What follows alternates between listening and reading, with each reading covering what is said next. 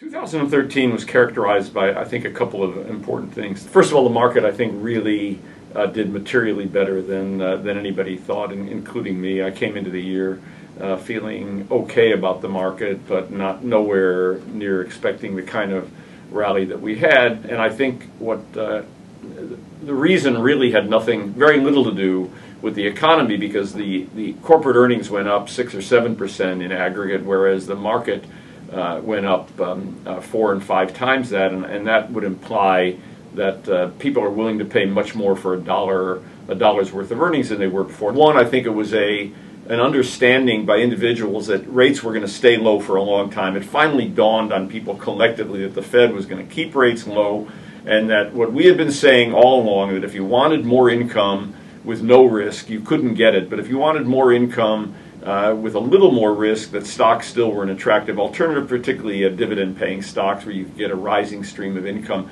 And so money started flowing into stocks. In the early part of the year, it started flowing into dividend stocks, dividend-paying stocks, and then later in the year, after mid-year, it started flowing really into more speculative things where people started to feel more confident. So you got this big rise in price-earnings ratios, very good for the overall market.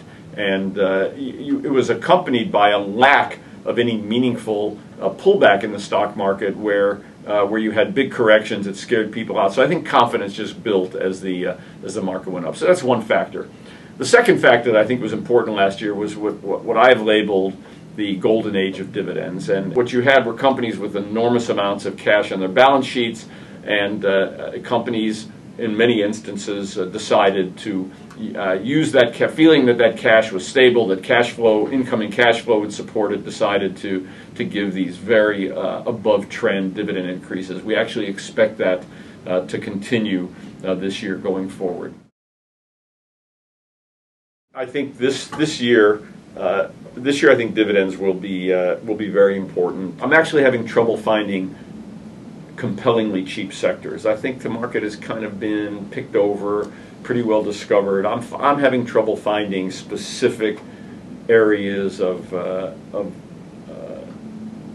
investment that really give you a big edge. I don't see any grossly undervalued sectors of the market, nor do I see any grossly overvalued sectors, which is important. I think we do an exceptionally good job of A, anticipating trends, B, having the research to investigate the companies that we think will be able to increase their dividends on a regular basis, and in fact give bigger than average type dividend increase, and we've been successful at that. Our dividend program in the past decade had dividend increases that were more than 50% higher than an S&P dividend program, and that's why I've labeled this the golden age of dividends. We've been able to pick stocks where the companies are just determined to give back to shareholders, and I think what you have with our dividend program here is a history of success with it. B, the judgment that I think my experience and the experience of the people whom I've trained to go along with that, and I think that's really important. I think the important thing when you have a dividend program is not just to look for the highest current dividend. We have a lot of research help to help us find those companies that have sustainability of dividend increases, and that's really great. And we also want the dividend increasers of tomorrow, and I think we're pretty good at finding those. We have a whole